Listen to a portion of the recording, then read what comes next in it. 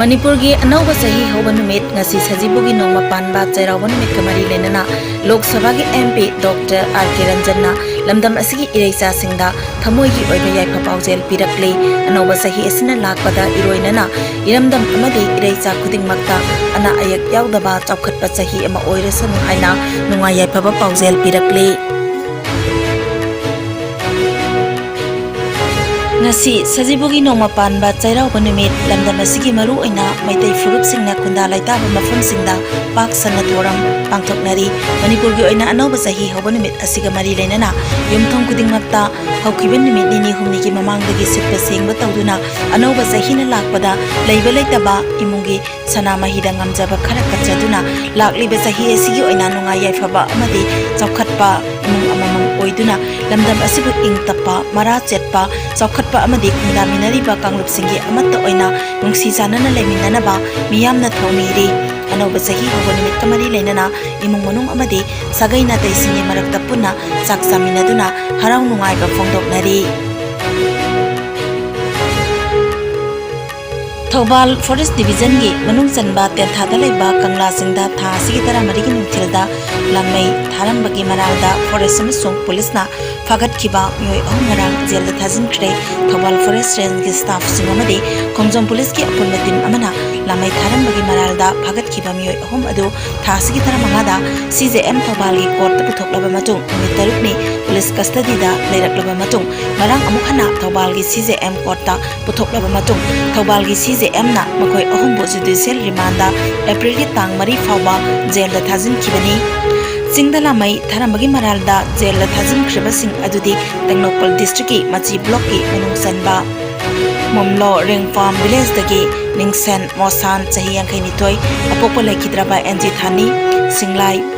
Laisang Sing chahi kuntaret apokpa S Mungsumai amasung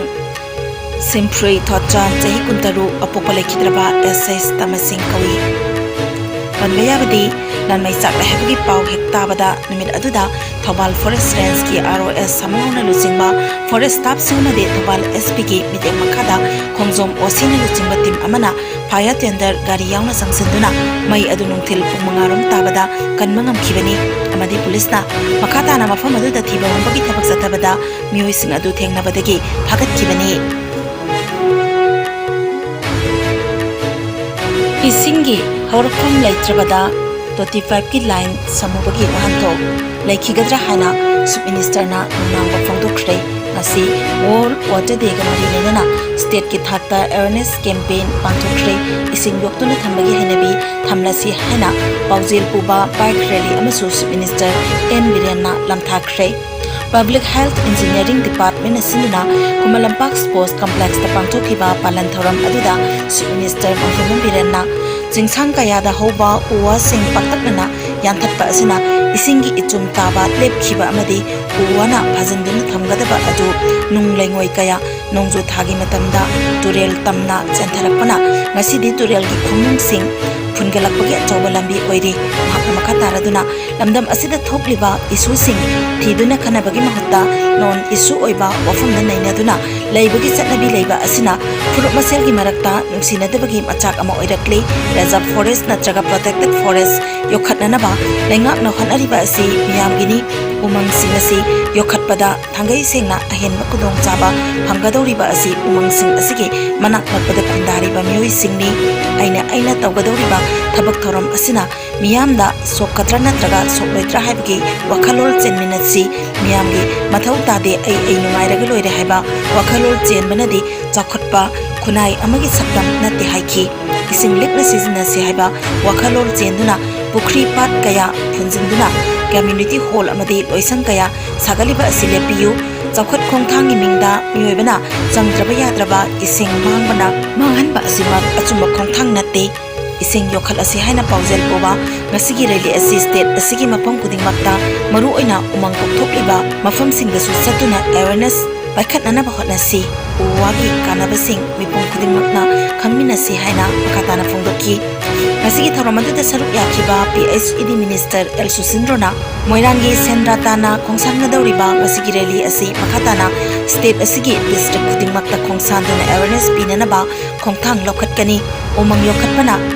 ꯃꯤꯌꯥꯝꯗ ꯄꯤꯔꯤꯕ ꯀꯥꯟꯅꯕꯁꯤꯡꯒꯤ ꯃꯇꯥꯡꯗ ꯏꯁꯩ ꯅꯣꯡꯃꯥꯏꯒꯤ ꯑꯣꯏꯕ ꯊꯧꯔꯝ ꯌꯥꯎꯕ ꯀꯦꯝꯄꯦꯟꯁꯤꯡ ꯆꯤꯡꯒꯤ ꯃꯐꯝꯁꯤꯡ ꯌꯥꯎꯅ ꯆꯠꯊꯗꯨꯅ ꯏꯁꯤꯡꯒꯤ ꯑꯋꯥꯕ ꯃꯥꯌꯣꯛꯅꯔꯛꯂꯤꯕ ꯑꯁꯤꯗꯒꯤ ꯀꯟꯕ ꯉꯝꯅꯅꯕ ꯍꯣꯠꯅꯃꯤꯟꯅꯁꯤ ꯍꯥꯏꯅ ꯐꯣꯡꯗꯣꯛꯈꯤ꯫ ꯉꯁꯤꯒꯤ ꯊꯧꯔꯝ ꯑꯗꯨꯗ water resources minister Awangbou Newmai, textiles and corporation minister Nemcha Kipgen, transport minister Khashim Vashum, MLA K S. Ibomcha, MLA S. Kunjakishore, MLA T S. Arun Kumar, MLA Leishiyo Keishing अमदी एलडीए के चेयरमैन अस्ति कुमार सु सरुक याखी।